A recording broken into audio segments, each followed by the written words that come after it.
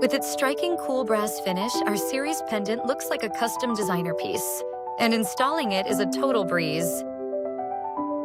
Here's exactly how it's done. First, unscrew the cap screw and slide off the socket cap. Next, install a frosted LED bulb into the socket. Avoid filament bulbs as they cause streaks in the shade. Then, place the center connector within the shade, pop the socket cap back on, and tighten the cap screw.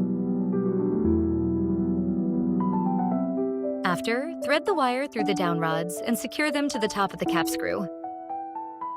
Finally, secure the canopy to the top of the downrods. That's it. No tools, no fuss. Kira Home is a 24-year-old US-based company offering exceptional quality, value, and support.